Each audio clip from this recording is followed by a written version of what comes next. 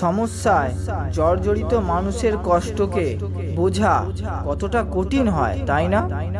সেই জন্য যে ব্যক্তি আহত হয় সে তার বাণী দ্বারা, তার শব্দ দ্বারা অন্যদের আহত করার ভুল করে ফেলে। সমাধান খোঁজার প্রচেষ্টায় সমস্যা আরো বাড়িয়ে তোলে। ভুলে যায় যে যেভাবে ফুটন্ত জলে প্রতিবিম্ব দেখা যায় না, ঠিক সেভাবেই চঞ্চল মনে কখনোই সমাধান খুঁজে পাওয়া যায় না। তাই সর্বপ্রথম নিজের মনকে শান্ত করুন, তারপর দেখুন কিভাবে মুহূর্তের মধ্যে সমস্যার সমাধান পেয়ে যাবে।